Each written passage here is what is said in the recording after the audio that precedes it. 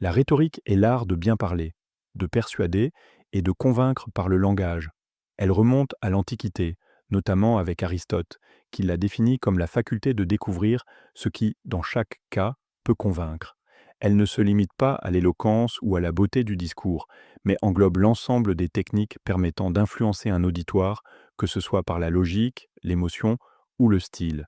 Elle est utilisée dans les discours politiques, les plaidoiries judiciaires, les débats publics, mais aussi dans la publicité et les médias. Les principes de la rhétorique reposent sur trois piliers fondamentaux.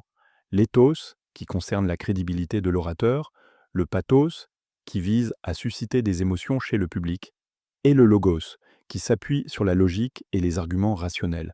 La rhétorique se caractérise par l'usage de figures de style, la structuration du discours, l'adaptation au public et le choix stratégique des mots. Elle implique une maîtrise du langage, une connaissance du contexte et une capacité à anticiper les réactions de l'auditoire. Dans la pratique, la rhétorique se manifeste par des discours soigneusement construits, comme ceux des leaders politiques qui cherchent à mobiliser leurs électeurs, des avocats qui défendent une cause devant un tribunal, ou des enseignants qui captivent leurs élèves. Elle peut aussi apparaître dans des situations plus quotidiennes, comme une négociation commerciale, une présentation professionnelle ou une conversation persuasive.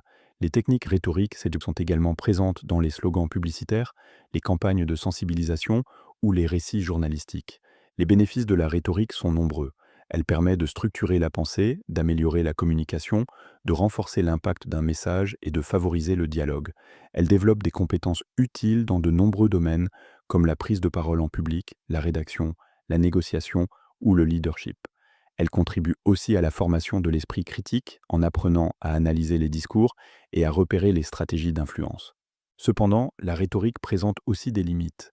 Elle peut être utilisée de manière manipulatrice pour tromper ou séduire sans fondement.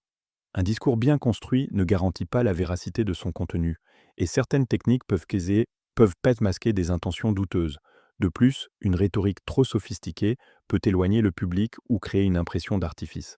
Enfin, dans un monde saturé de messages, la rhétorique doit être authentique et éthique pour rester efficace et pertinente.